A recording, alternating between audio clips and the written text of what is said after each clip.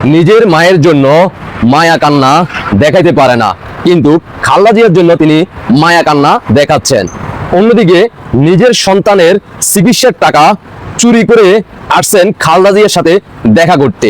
নিজেই বলতেছে যে মায়ের কাছে সন্তান বড়, সন্তান ছাড়া মা কখনো থাকতে পারে না। তাহলে কি সন্তান কি বাপ ছাড়া থাকতে পারে? আবার তিনি নিজেই বলতেছেন স্বৈরাচারের কারণে খালেদা জিয়া অসুস্থ। আবার তিনি নিজে বলতেছেন তারেক রহমান দেশে আসতে পারতেছে না, ষড়যন্ত্র করতে আছে সামনে নির্বাচনে যাতে তারেক রহমান অংশগ্রহণ না করতে পারে। তিনি এ ছেলের বাবা, তিনি আবার মেয়ের বাবা, তিনি এই সকল কিছু।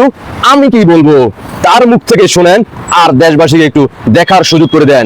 বিএনপির এই নেতা তিনি তার নিজের সন্তানের চিকিৎসার টাকা চুরি করে আসছে খালেদা জিয়াকে দেখতে, অথচ নিজের পকেটের টাকা নিজেই নাকি আবার চুরি করে। বিষয়টা বিনোদন হয়ে গেল, হাস্যকর হয়ে গেল, আবার দুঃখজনক হয়ে গেল। আমি কোনটার দিকে সাপোর্ট করব আমি তো নিজেও জানি না। দেখতে থাকুন। কিন্তু মায়ের কাছে সন্তান যে কতখানি মূল্যবান এটা একমাত্র মাই জানে।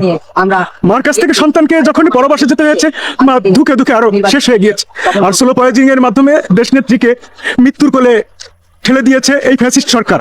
নেত্রীকে মৃত্যুর কোলে ঠেলে দিয়েছে এই ফ্যাসিস্ট সরকার।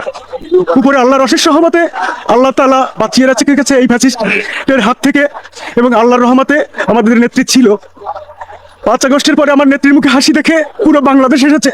পুরো বাংলাদেশের মানুষের ভিতরে আনন্দ উৎফুল্ল জেগে উঠেছিল যখনই শুনতে পেয়েছি দেশনেত্রী বেগম খালেদা জিয়া অসুস্থ, এবার কেয়ার হাসপাতালে। আমি থাকতে পারি নাই। আমার সিনিয়র নেতৃবৃন্দরা বলেছেন যে আপনারা কেউ এবার কেয়ার হাসপাতালে এখানে যে ভিড় করবেন না।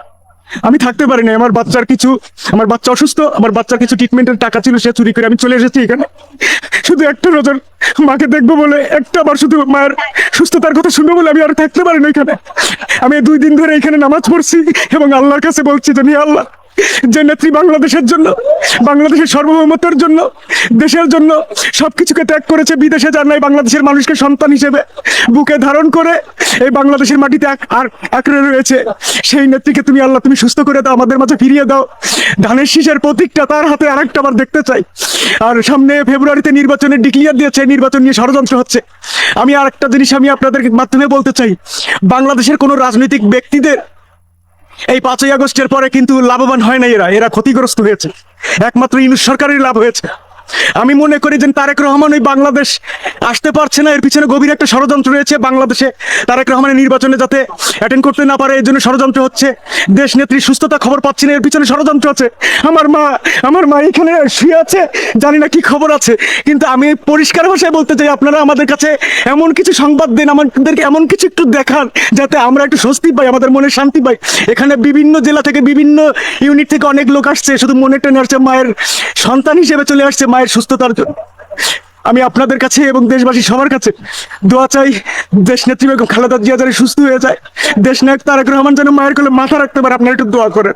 আমি বাগেরহাট পৌর স্বেচ্ছাসেবক দলের যুগ্ম আহ্বায়ক, আমি বাগেরহাট থেকে এসেছি। শুনলেন তো, যার মা তার নাই মায়া, তিনি আসতে পারতেছেন না কারণ তার প্রয়োজন ক্ষমতা। আবার তিনি বলতেছেন একজন বিএনপির কর্মী হিসেবে প্রিয় খালেদা জিয়া তার মা, অথচ তার মায়ের নাই কোনো খবর। নিজের সন্তানের টাকা চুরি করে আসছে বেগম খালেদা জিয়াকে দেখার জন্য। কিন্তু তিনি কি জানেন না তিনি যে বিশ্বের 3 নম্বর স্থানে অধিকার অর্জন করছে? সেটা একটু তুলে ধরলেই তো ভালো হইতো। নাটক আর কত করবেন? বিএনপির ভাই ও বোনেরা, আপনাদের কর্মীরাই বলতেছে যে খালেদা জিয়া কি আজও কি বেঁচে আছে না মারা গেছে, এটা আপনারা নাকি এখনো জানেন না। তাহলে জাতি জানবে কবে? জাতি জানবে 16 ডিসেম্বর রাত 12টা 2 মিনিটে খালেদা জিয়া মারা গেছে। এমন ধরনের নিউজ পাওয়ার জন্য অপেক্ষা করুন। ধন্যবাদ সবাইকে। আল্লাহ হাফেজ।